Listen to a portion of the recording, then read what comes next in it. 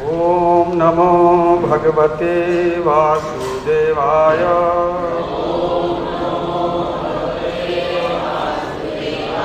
स्कंद 7 अध्याय 8 श्लोक संख्या है 9।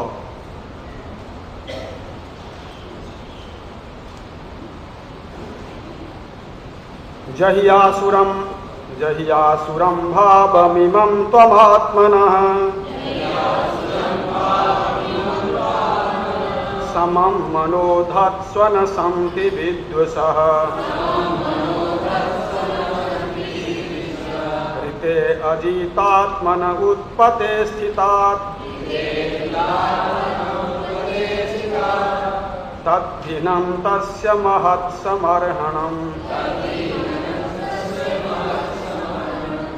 धन्यवाद। शब्दार्थ, अनुवाद और तात्पर्य इसी भक्ति वेदांत स्वामी श्री प्रभुपाद जी के द्वारा। श्रील प्रभुपाद की कृपया पीछे दोहराइए। जही त्याग दो, आसुरम आसुरी, भावम प्रवृत्ति को, इमम इस, त्वम तुम मेरे पिता, आत्मनः अपने, समम बराबर, मनः मन, धत्स्व बनाओ, न नहीं, संति हैं, विद्विषः शत्रु, ऋते के अतिरिक्त, अजितात् अनियंत्रित, आत्मनः मन, उत्पथे अवांछित प्रवृत्तियों के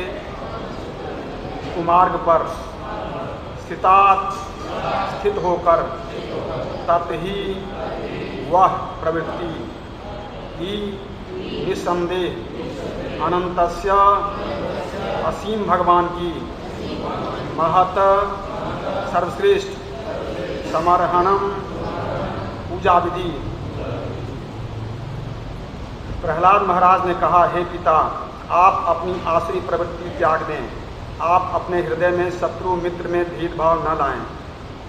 आप अपने मन को सबों के प्रति समभाव बनाएं। इस संसार में अनियंत्रित तथा पथभ्रष्ट मन के अतिरिक्त कोई शत्रु नहीं है। जब कोई मनुष्य प्रत्येक व्यक्ति को समानता के स्तर पर देखता है, तभी वह भगवान की ठीक से पूजा करने की स्थिति में होता है। तात्पर्य, तब तक मन को भगवान के चरण कमलों में स्थिर नहीं कर लिया जाता। जब तक मन को भगवान के चरण कमलों में स्थिर नहीं कर लिया जाता, तब तक मन को बस में कर पाना असंभव है। जैसा कि अर्जुन भगवद गीता में कहते हैं, चंचलम ही मना कृष्ण प्रमाथि बलवत् दृढ़म् तस्याहम निग्रहम मन्ये वायोरिव सुदुष्करम। हे कृष्ण, मन चंचल, उद्दंड, जिद्दी तथा अत्यंत प्रबल होता है और मेरी समझ में इसे दमित कर माना वायु को नियंत्रित करने की अपेक्षा अधिक कठिन है। मन को नियंत्रित करने की प्रामाणिक विधि है मन को भगवान की सेवा में स्थिर कर देना। हम अपने मन के आदेशानुसार शत्रु तथा मित्र बनाते हैं, किंतु वास्तव में न तो मित्र होते हैं और न शत्रु। पंडिता समदर्शिना समः सर्वेषु भूतेषु मदभक्ति लभते पराम। इसे समझना ही भक्ति के राज्य में प्रवेश करने की पहली शर्त है। हरे कृष्णा। तो आप सबका स्वागत है आज की भागवत कक्षा में। इससे पहले कि भागवतम के श्लोक पर कुछ चर्चा करें, आज बकरेश्वर पंडित जी का आविर्भाव दिवस है, तो उसके बारे में थोड़ा सा एक बुक से पढ़ेंगे, समाधि बुक से। श्रीवास ठाकुर के आंगन में एक बार चैतन्य महाप्रभु 72 घंटे तक नृत्य करते रहे और बकरेश्वर पंडित जी 72 घंटे कीर्तन करते रहे और बकरेश्वर पंडित 72 घंटे तक नृत्य करते रहे।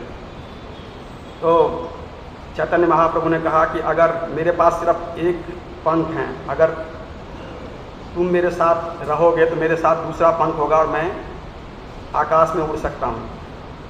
बकरेश्वर पंडित जो हैं वो नृत्य में बहुत प्रवीण थे और महाप्रभु की नवदीप लीला में और बाद में जगन्नाथपुरी में भी उन्होंने महाप्रभु के साथ संकीर्तन में भाग लिया। महाप्रभु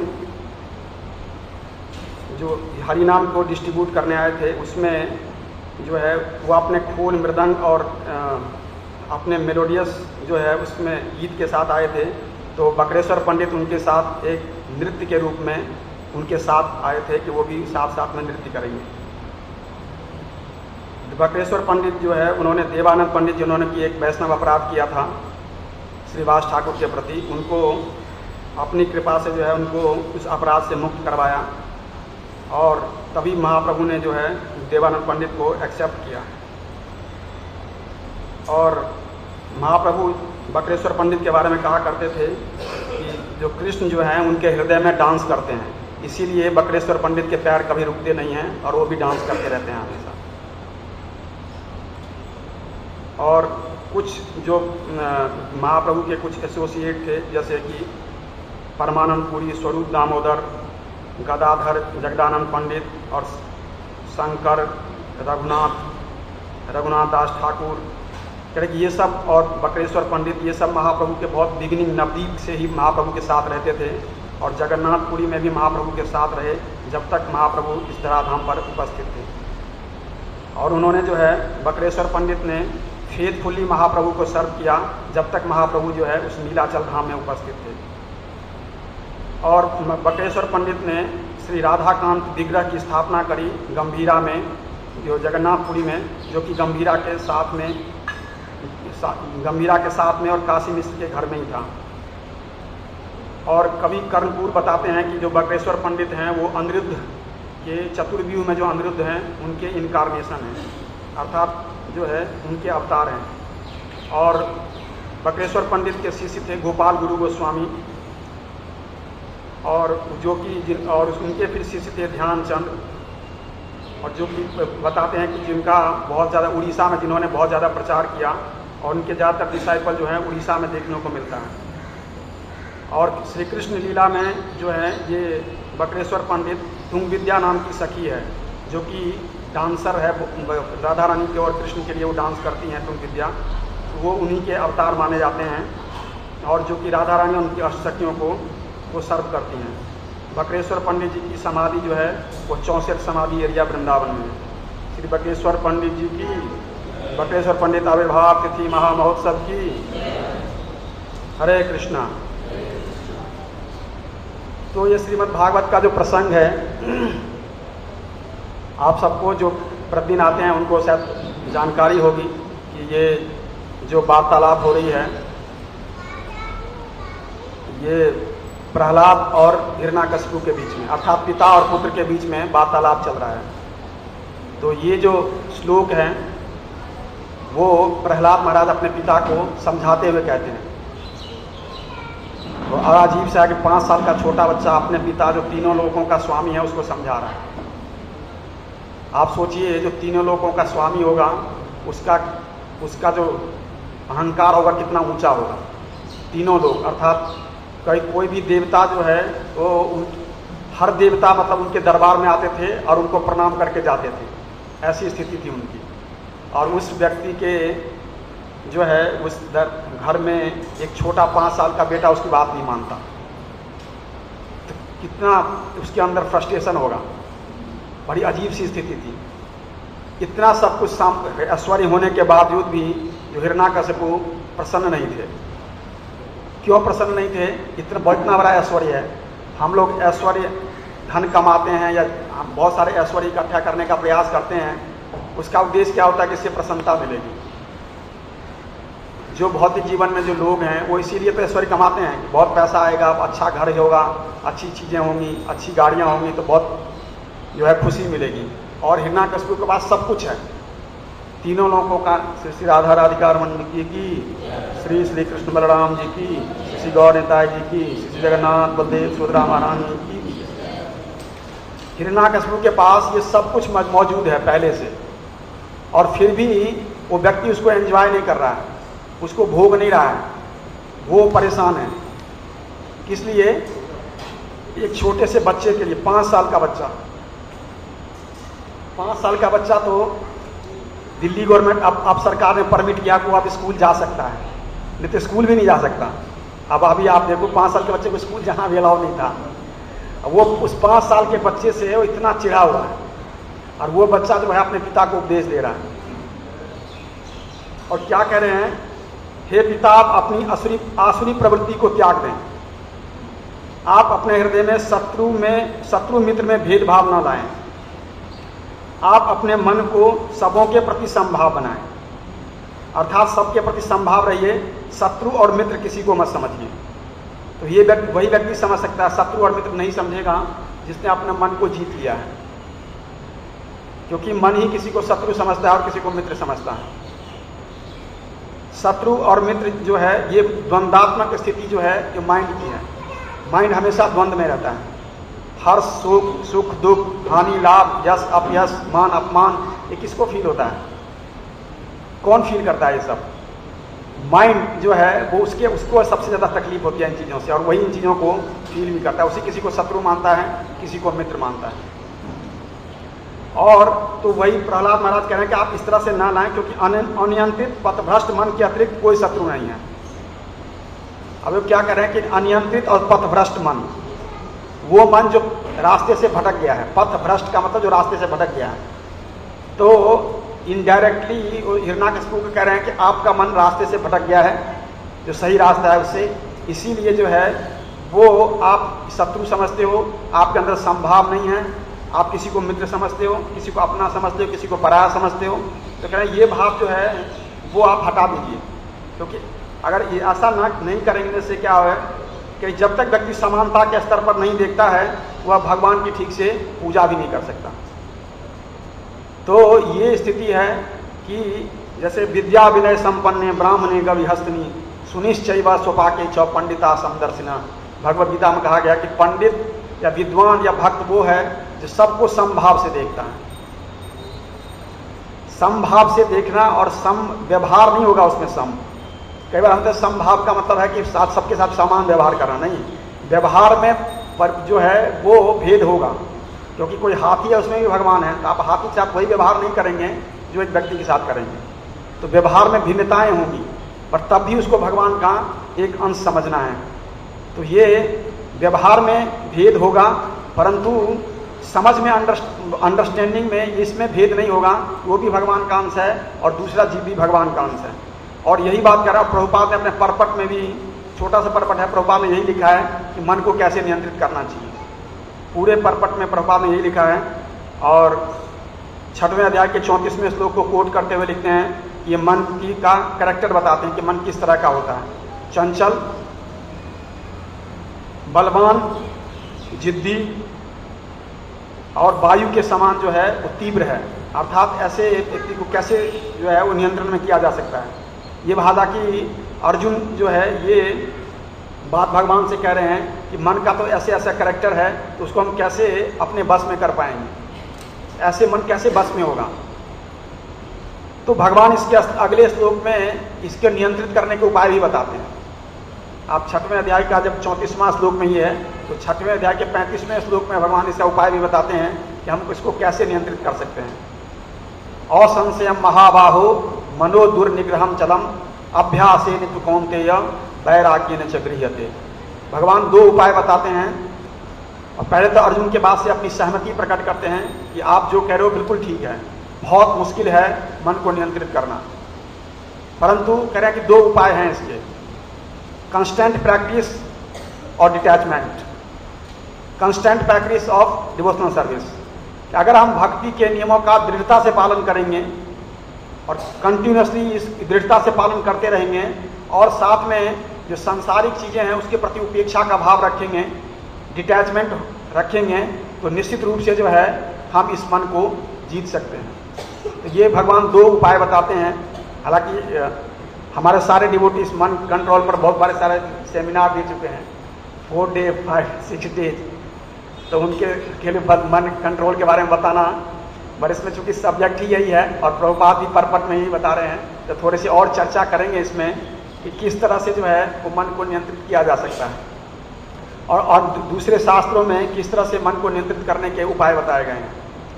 क्योंकि जो मन है वो सबसे, हम माला करते हैं, इसका उद्देश्य क्या है, क्या उद्देश्य होता है? ये मन को नियंत्रित करने के लिए किया जाता है। माला करने का उद्देश्य क्या है? मन की शुद्धता या मन को नियंत्रित करने के लिए। जैसे हम फास्टिंग करते हैं या कुछ और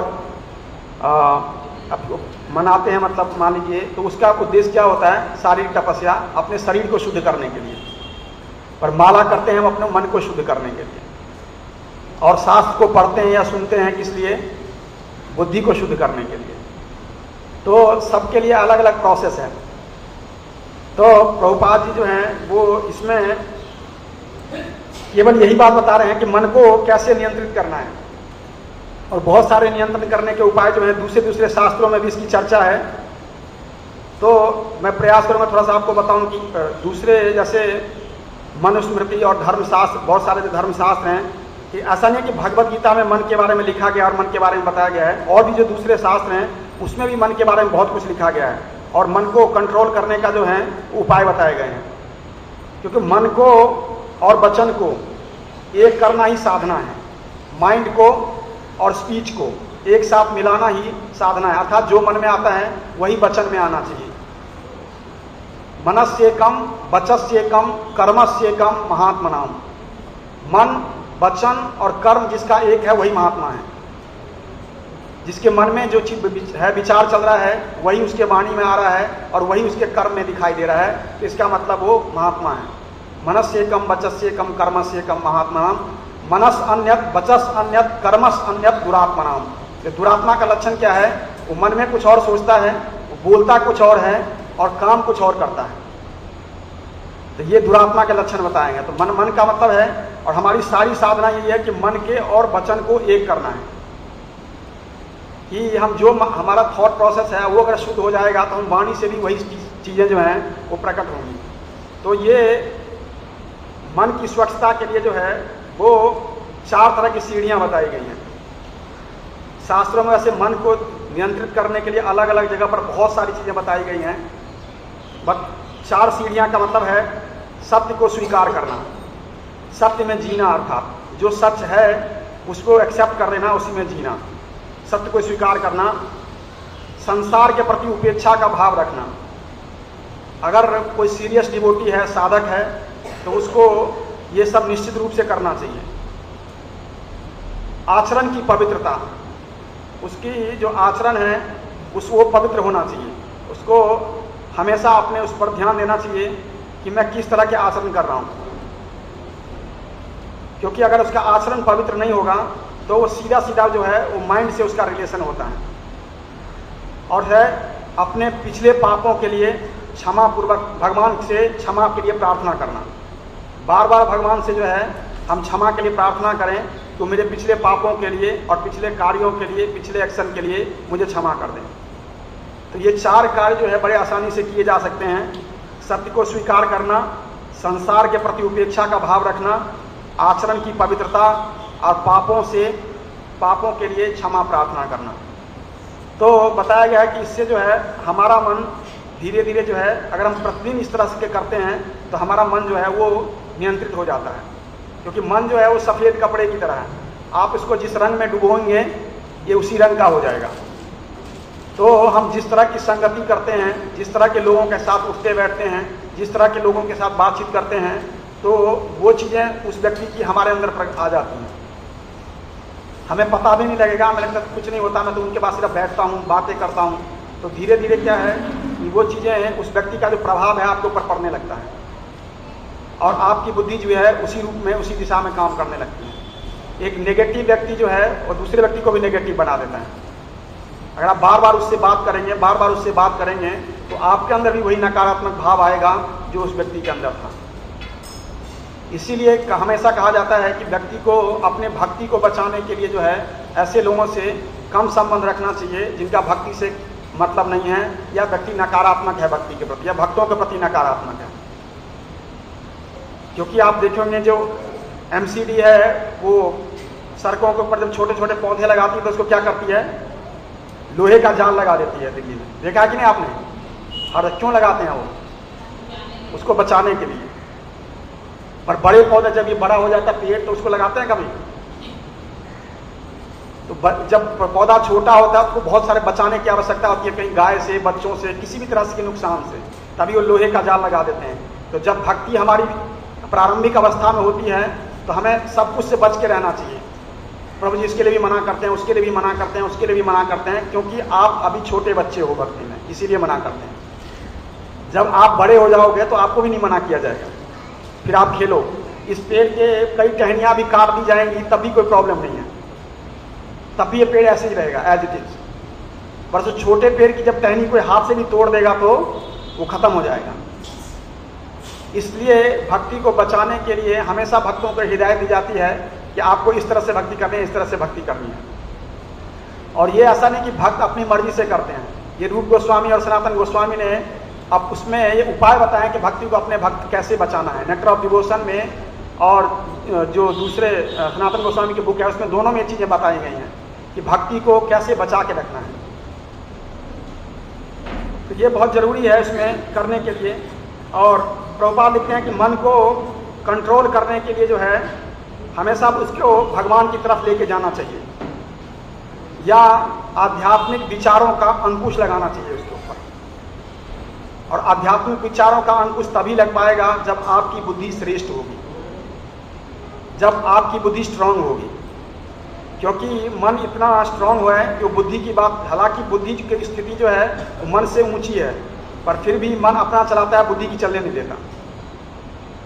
जैसे घर में पिता होता है, मान लीजिए उसने सारे एम्पायर उसने एस्टैब्लिश किया, अब बेटा 25 साल का हो गया, अगर आप घर बैठो मैं चला लूंगा सारी बिजनेस, और जबरदस्ती जो है बाप के उस पर जाके बैठ जाता है कुर्सी पर।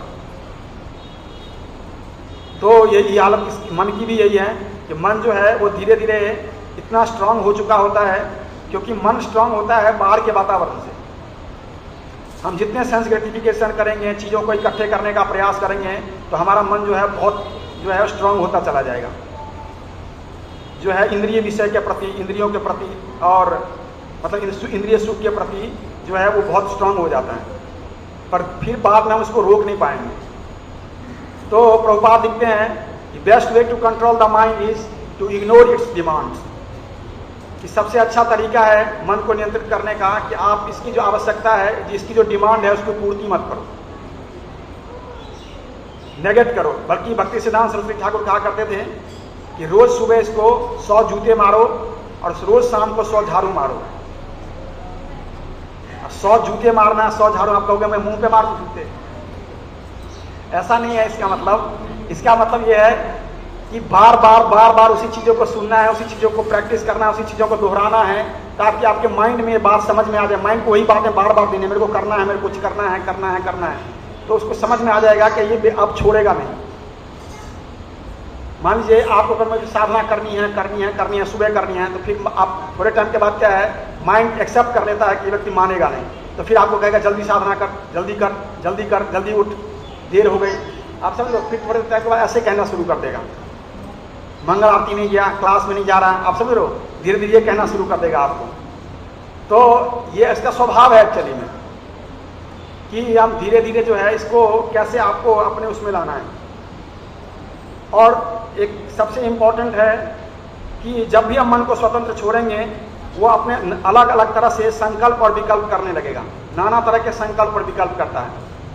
तो इसीलिए उसको कहा जाता है कि आध्यात्मिक विचारों से उसको अंकुश लगाना होता है।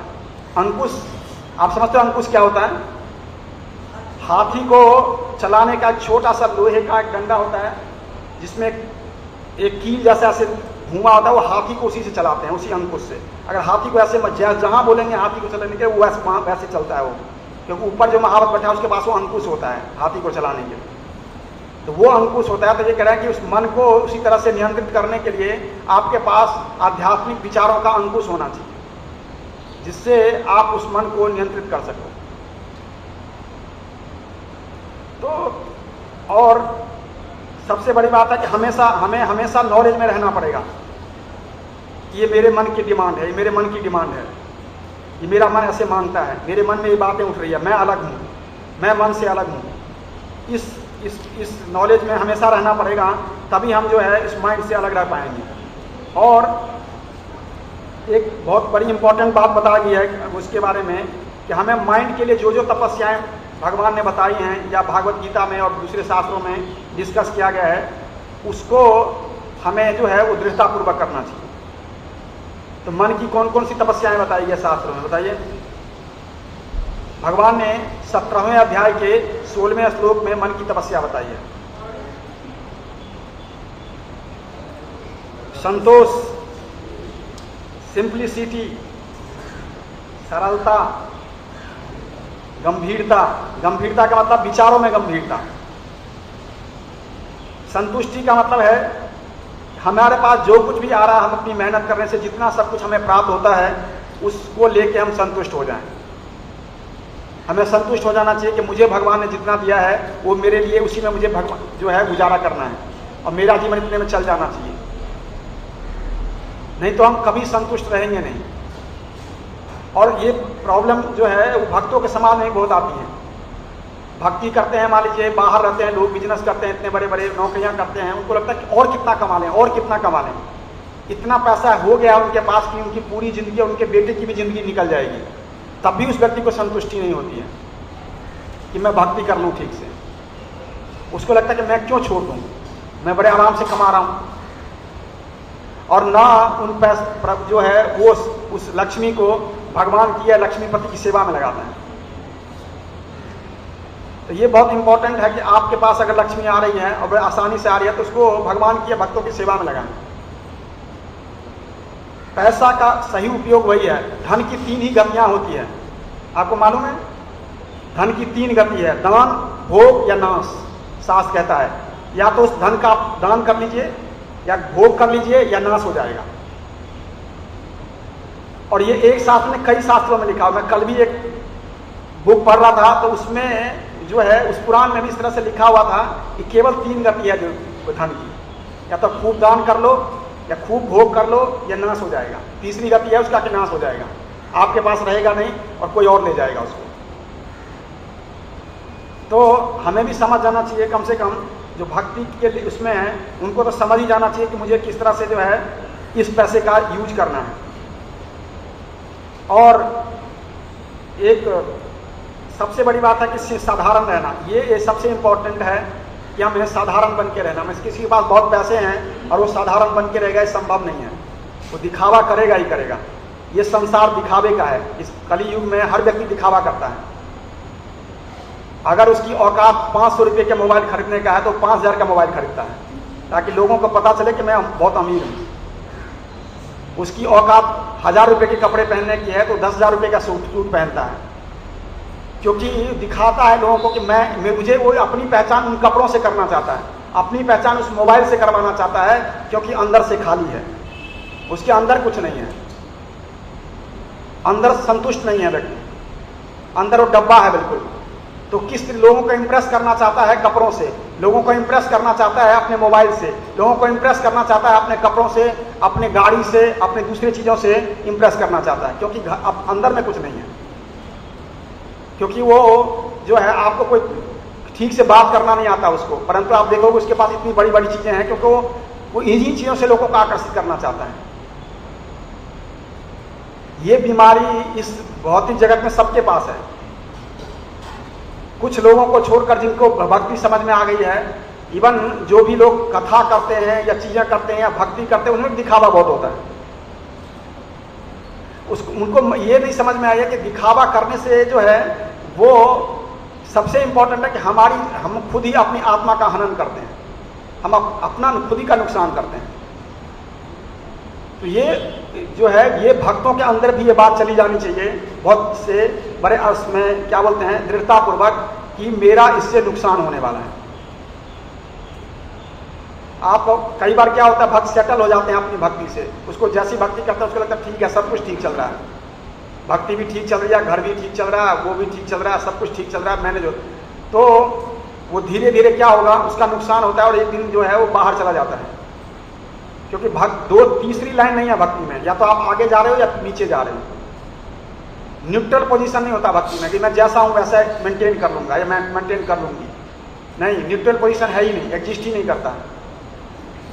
जैसे कम्युनिस्टों के सिद्धांत में है या तो वो व्यक्ति मेरा फ्रेंड है या मेरा दुश्मन है, वो तीसरे व्यक्ति को मानते नहीं कम्युनिस्ट लोग, कि न्यूट्रल व्यक्ति को मानते नहीं है। वो कहते हैं वो हमारा मित्र है या हमारा शत्रु है, दैट्स ऑल।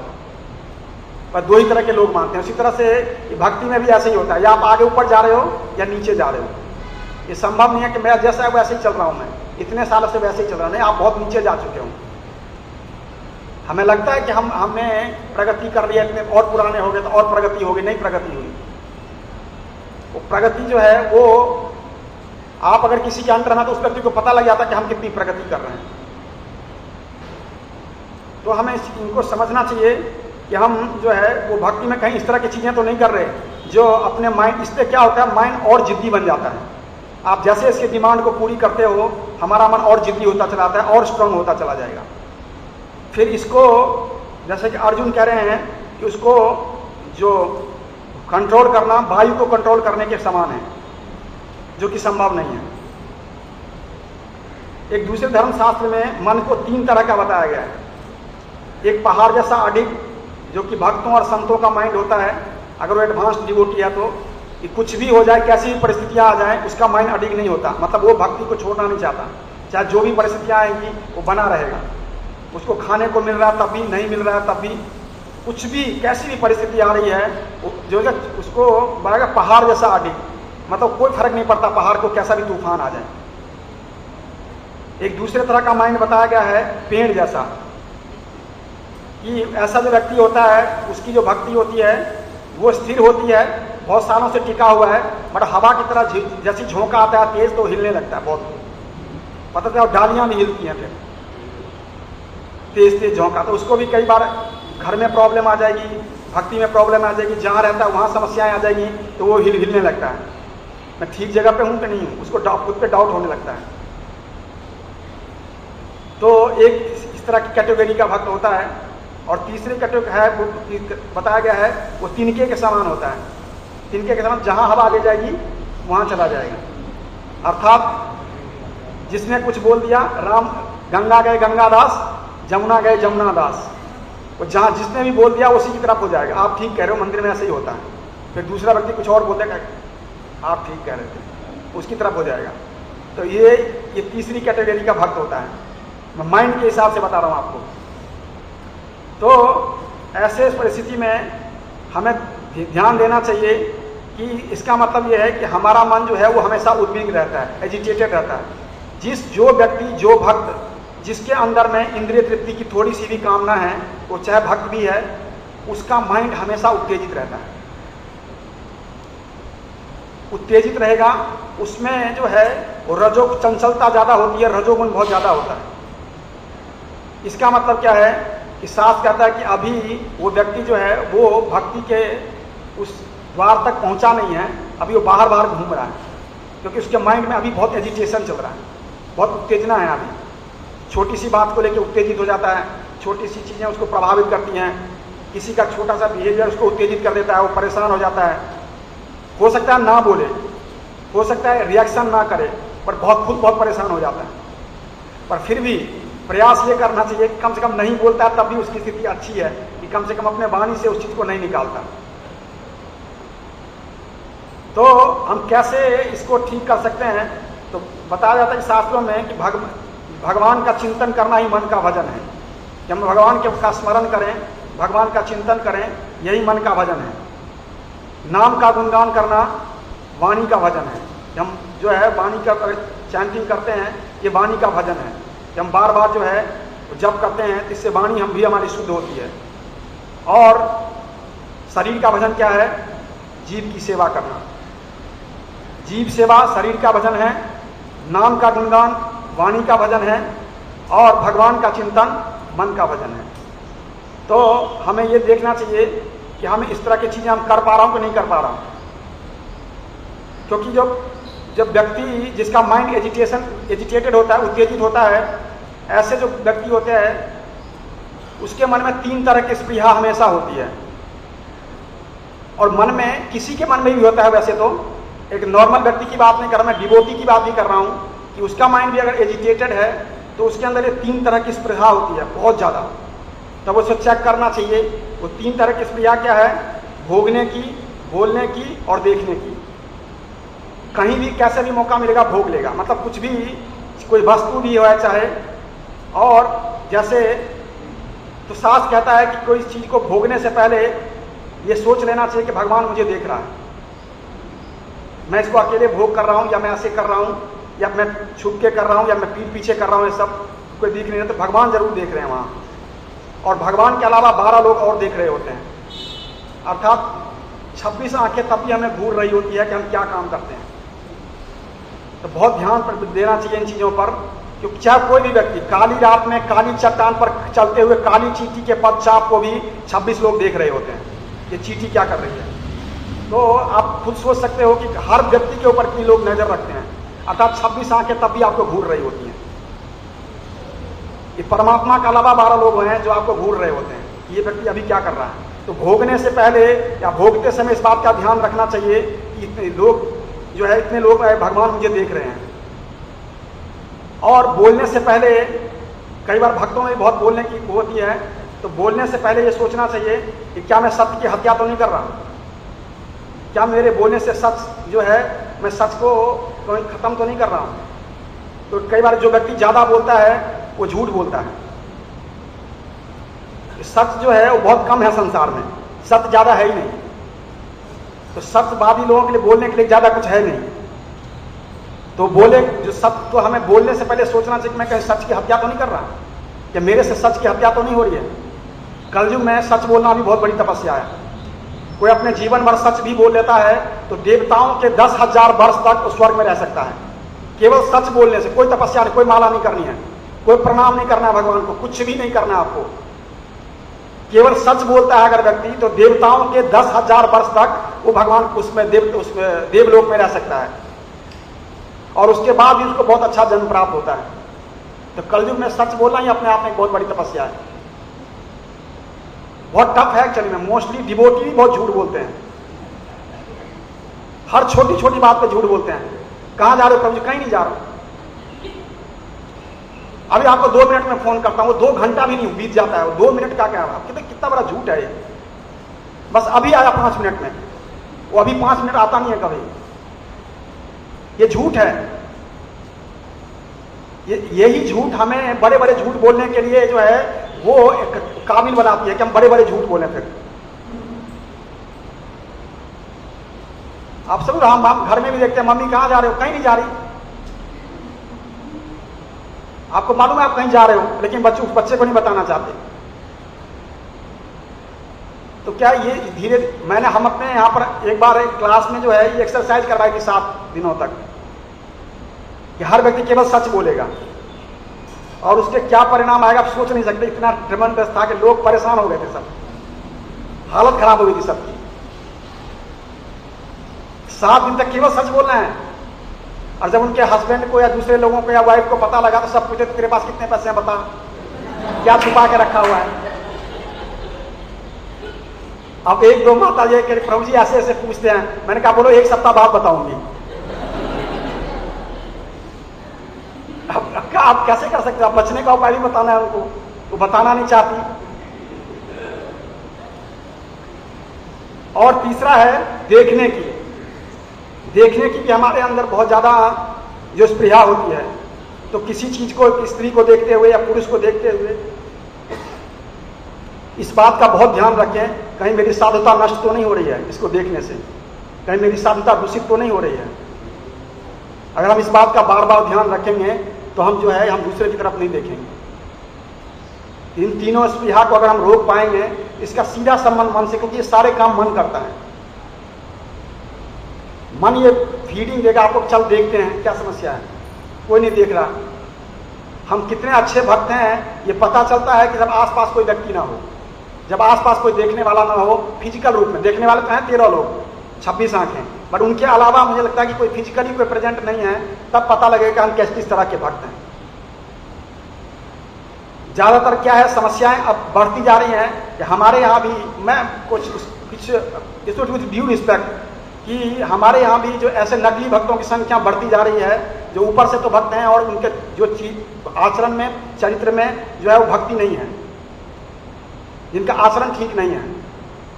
ये बहुत खतरनाक है किसी संस्था के लिए भी, और अपनी भक्ति के लिए तो है ही है, उस संस्था के लिए भी बहुत खतरनाक है कि आगे चल के कहाँ तक पहुँचेगा। क्योंकि आपका अगर एक्शन, आपके जो कार्य हैं वो ठीक नहीं है, आपका आचरण ठीक नहीं है, तो आप कुछ भी करेंगे, कुछ भी बताएंगे लोगों को, उसको अपील नहीं करेगा ये, क्योंकि लोग देखते हैं कि आप क्या करते हो, ये करने वाला खुद क्या करता है, इस बात को ज्यादा देखते हैं। किताबों में क्या लिखा है, मैं यहां से कितना बड़ा उपदेश दे रहा हूं, इसको कोई नहीं सुनता। इस बात को हर व्यक्ति देखता है कि ये खुद क्या करता है।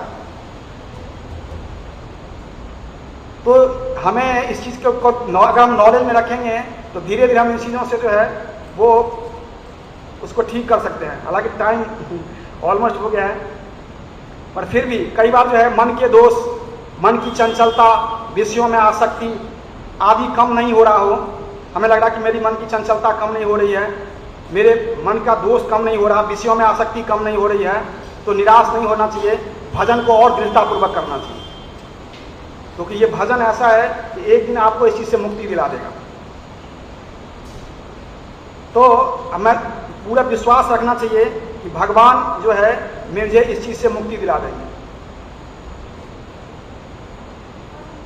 तो हम इस तरह से देखते हैं कि कई सारे मन के ऊपर जो है उसमें हमेशा मन का एक स्थिति ये है कि हमेशा आउट ऑफ ट्रैक होता है। वो मन जो है वो हमेशा असंतुष्ट रहने के बहाने ढूंढता है, डिससेटिस्फाइड।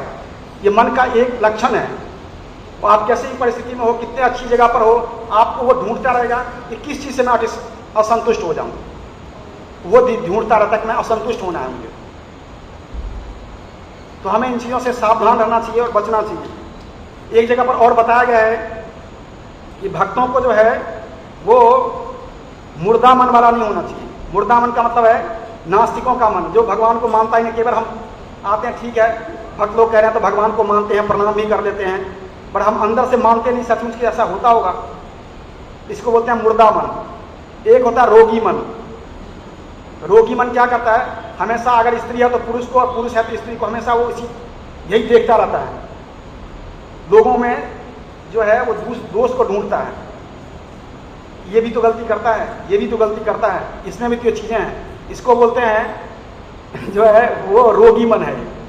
ये पापी व्यक्तियों का ज्यादातर होता है, कोई सब में रोग ढूंढता है, इसमें भी गलती है, इसमें भी गलती है, इसमें भी गलती है, इसमें भी गलती है।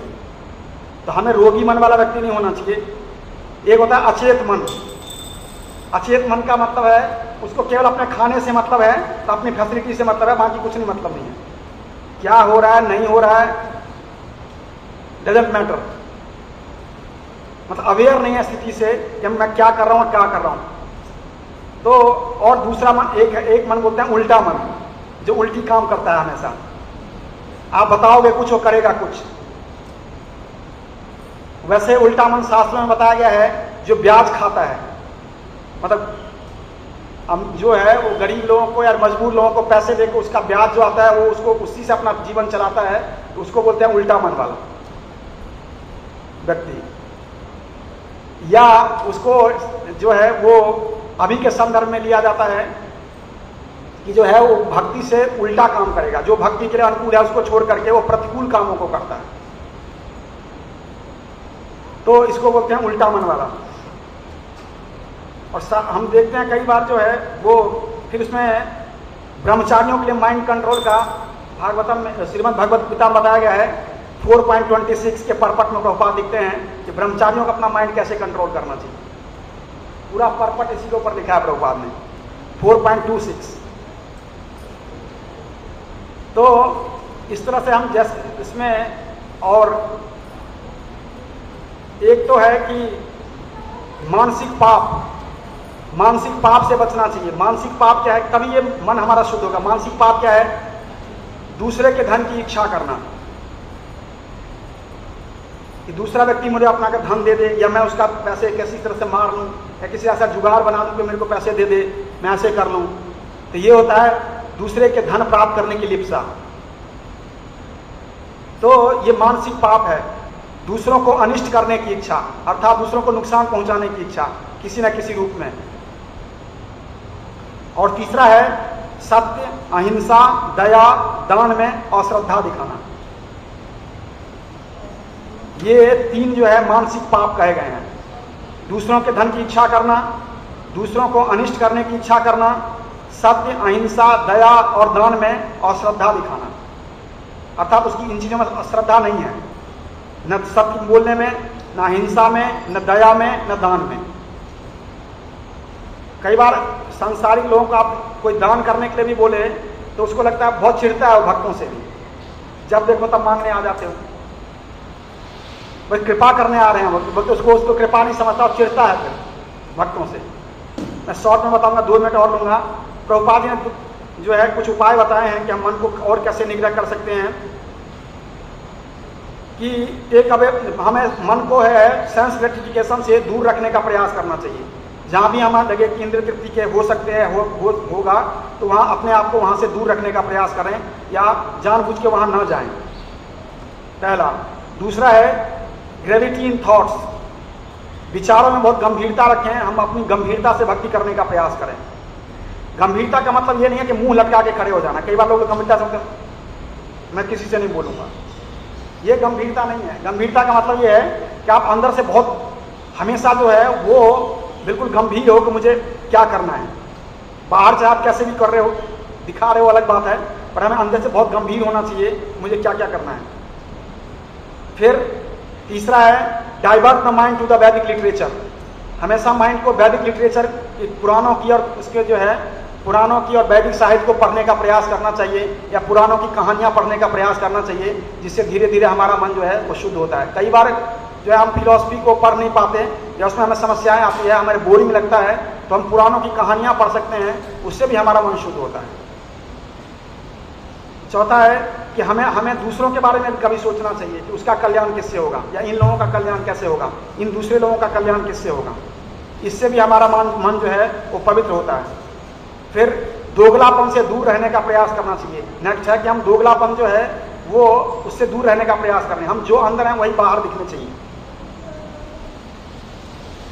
तीसरा है, नेक्स्ट है detach the mind from sense objects. Sense objects मतलब विषय, इंद्रिय वस्तु से जो है, इंद्रिय विषय वस्तु से माइंड को जो है वो दूर रखने का प्रयास करना चाहिए। फिर नेक्स्ट है कि अपने डीलिंग्स में स्ट्रेट फॉरवर्ड होना चाहिए, बिल्कुल साफ साफ बोलना चाहिए कि प्रभु जी मेरे से होगा नहीं होगा, हम कर सकते हैं नहीं कर सकते हैं, मैं देखता हूं, मैं करूंगा, मैं प्रयास करूंगा, मैं ऐसा करूंगा, मैं वैसा करूंगा। कि भक्तों के लिए शब्द नहीं है, भक्तों का जो डीलिंग है वो स्ट्रेट फॉरवर्ड है, हो सकता है नहीं हो सकता है, करना चाहिए नहीं करना चाहिए। फिर और छठा, इन चीज से सावधान रहना हमेशा कि माइंड हमेशा डिससेटिस्फाइड होने की तरफ जाता है, कि हम वो असंतुष्ट रहने का हमेशा प्रयास करेगा। इन चीज़ों से हमेशा सावधान रहना है कि मेरा माइंड कहीं डिससेटिस्फाइड तो नहीं हो रहा है, असंतुष्ट होने का प्रयास तो नहीं कर रहा है। और इसके लिए भगवान खुद ही कह रहे हैं भगवद गीता में, एक श्लोक में कह रहे हैं कि इंद्रियां इतनी बलवान है कि मन को हर लेती है। 60 श्लोक में, यत्तो यपि कौन्तेय पुरुषस्य विपश्चिता इंद्रियाणि प्रमाथीनि हरन्ति प्रसवम मना। और दूसरे श्लोक में क्या कह रहे हैं उसी चैप्टर में 67 में, इंद्रियाणाम ही चरताम यन मनो अनुविधीयते तदस्य हरति प्रज्ञा वायुर्नावमिवाम भस्मी। इंद्र मन इतना प्रबल है कि इंद्रियों को हर लेती है, मतलब वाइस वर्षा। कहीं बता रहे हैं कि इंद्रियां इतनी प्रबल है कि मन को हर के ले जाती है, और कहीं बता रहे हैं कि मन इतना चंचल होता है, प्रबल होता है कि इंद्रियों को हर लेती है। और आपने सबसे सुना होगा कि बलवान इंद्रिय ग्रामम विद्वानम अपि आकर्षति, जो बलवान इंद्रियां हैं वो बड़े से बड़े विद्वान को भी अपनी तरफ आकर्षित कर लेती हैं, और बहुत भक्ति में प्रैक्टिस करने वाले लोगों को भी अपनी ओर आकर्षित कर लेती हैं। साधारण व्यक्ति की तो बात ही नहीं है। तो इसीलिए, और इसके ऊपर कथा भी आप सबने सुनी भी होगी कई बार, तो हमें इसलिए प्रयास करना चाहिए कि हम इन माइंड को जो है वो धीरे धीरे इंद्रिय विषय वस्तु से अलग रहने का, दूर रखने का प्रयास करें। यही एक तरीका है। हरे कृष्ण। श्रील प्रभुपाद की, अनंत कोटि वैष्णव वृंद की, श्रीमद् भागवत महापुराण की, गीताय गौर प्रेमानंदे। हरे